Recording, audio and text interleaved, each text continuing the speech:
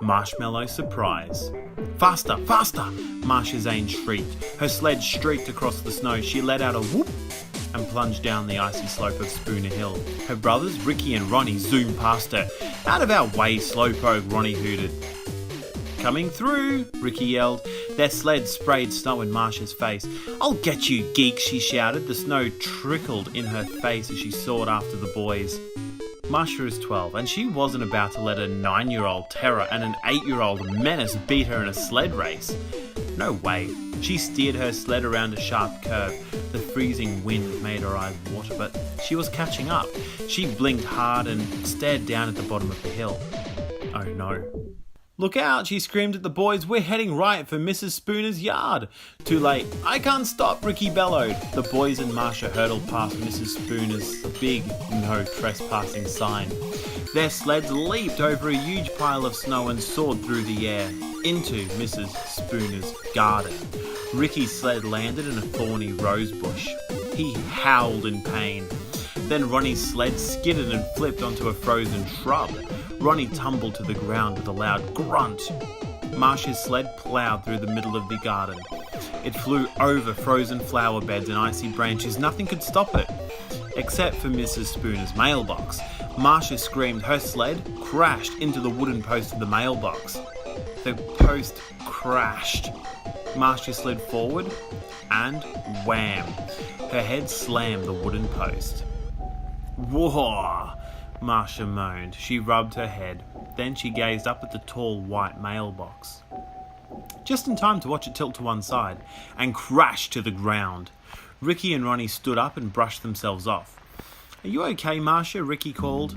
Marsha sat up. She could feel a bump already swelling under her short blonde hair.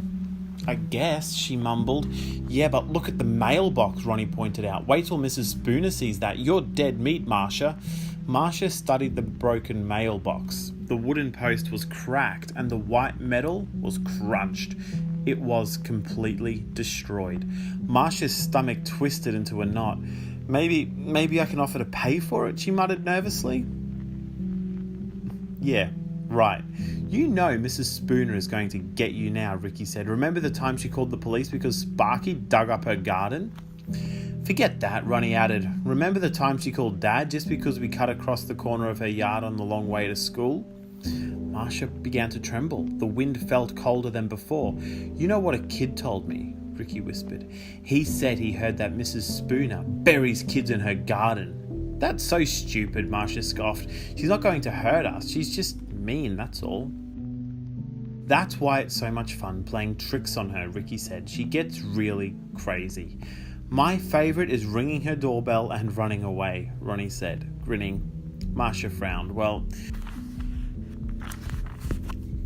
that's probably why Mrs. Spooner is so mean. Let's at least apologise for knocking over her mailbox. The boys gasped. No way, Ricky sputtered. Let's get out of here, now.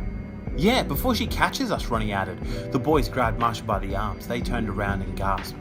The path was blocked by Mrs. Spooner.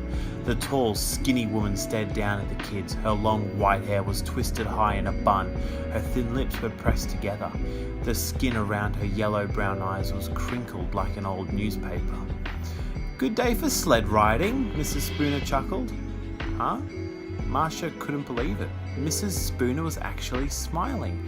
The old woman glanced down at the broken mailbox. Marsha's heart sank. I see that you've had an accident, Mrs. Spooner said softly. I really hope nobody was hurt.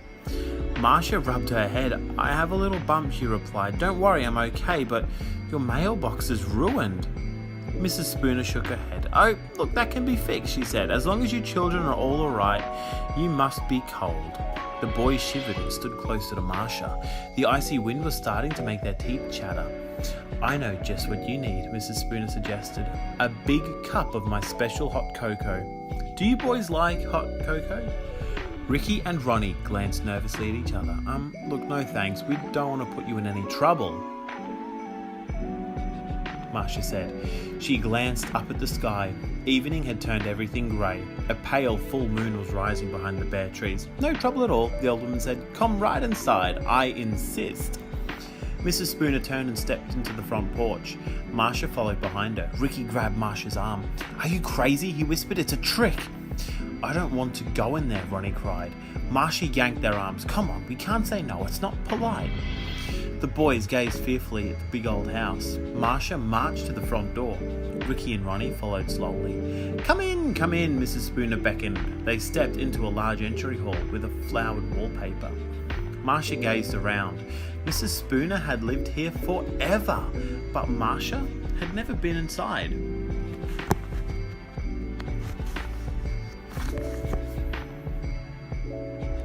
Glowing candles on the wall cast eerie shadows. All of the doors off the hall were shut. Marsha pulled off her ski parka and snow dripped onto the floor. The boys tried to wipe their big rubber boots on the mat, but they tracked slush into the hall. Mrs. Spooner scowled. Then she caught Marsha's eye and broke into a smile.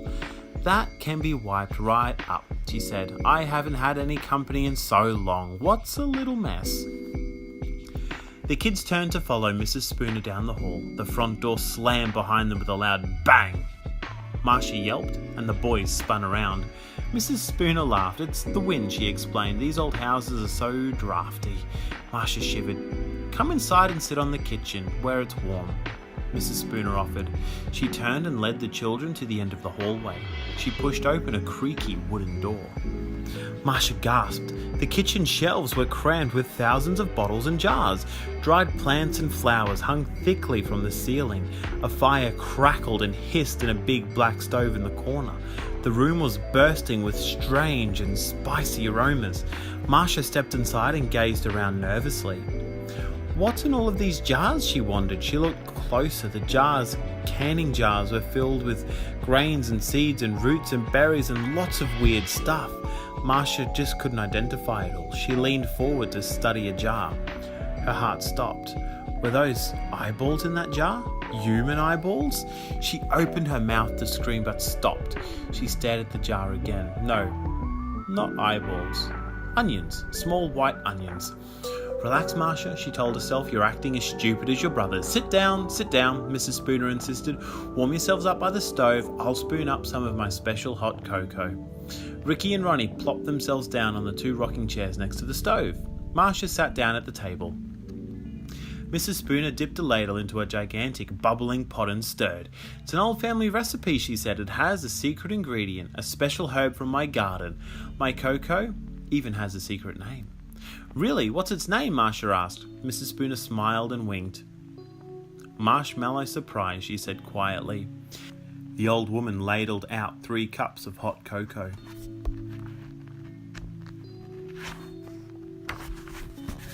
That pot is so big, Marsha thought. She must have enough cocoa for every kid in town. Mrs. Spooner handed out a cup to each of the boys, then to Marsha. "Here you go," she said. "Thank you," Marsha said politely. The rich smell of chocolate filled Marsha's nose. The boys raised the cups to their mouths and gulped. "Excellent," Ricky said. "Awesome," Ronnie agreed. Marsha sipped the rich chocolate and grinned. "It's so good, Mrs. Spooner," she said, "but where are the marshmallows?" A smile spread across Mrs. Spooner's face. "You'll see," she said mysteriously. Drink up, drink up." Ricky and Ronnie gulped their cocoa down. Marsha slipped hers slowly. "My family has never given the secret recipe away," Mrs. Spooner said. Ricky glanced up from his cup. "Why?" he asked. Mrs. Spooner smiled at him.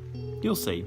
The old woman flung open the door of the old black stove. The fire crackled gently. She tossed a log on. The fire roared up, snapping and blazing.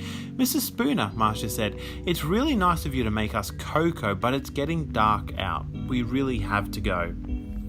"Yeah, thanks," Ricky said. "Oh, it's nothing," Mrs. Spooner replied with a sly grin. "Just paying you back. Paying you back for all the neighbourly things you've done for me." Marsha cleared her throat. "Neighbourly things, Mrs. Spooner?" she asked nervously. "What neighbourly things?" The white-haired woman slammed the stove door. She spun around and stared hard at the children. Mrs. Spooner pointed a long, bony finger at Ricky. "Let's see, you hit a baseball through my window last summer, Ricky," she said. Ricky stammered and nodded. Mrs. Spooner pointed at the other boy. "And you smashed your bicycle into my fence last fall, Ronnie." Then Mrs. Spooner turned to Marsha. "And you, Marsha," she exclaimed, "you destroyed my mailbox today, and I'm sure you were going to run off and leave it there, just as your brothers did after they broke my window and my fence." Marsha suddenly felt sick. Mrs. Spooner had only pretended to be friendly to get them into her house. She had tricked them. "We really have to leave," she told the old woman. Marsha's eyes turned to the window, dark outside now. A full moon hung over the bare trees.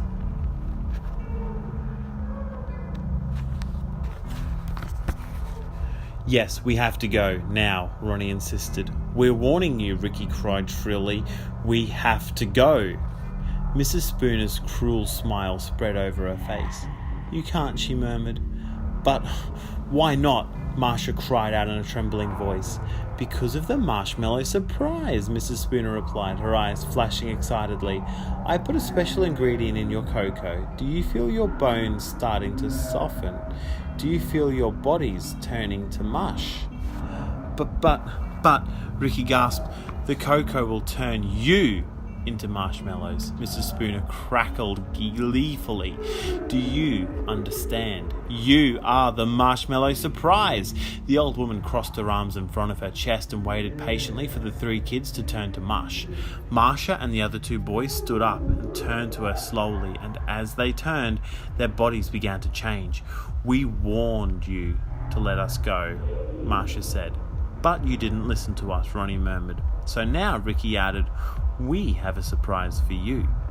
Marsha uttered a low growl as her fangs slid down over her chin.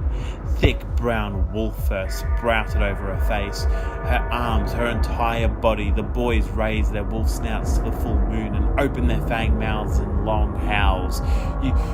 You are werewolves?" Mrs. Spooner shrieked. Her last words. The three roaring wolves opened their fangs hungrily and pounced. "Marshmallow Surprise," Marsha growled. "Yum," the boys exclaimed.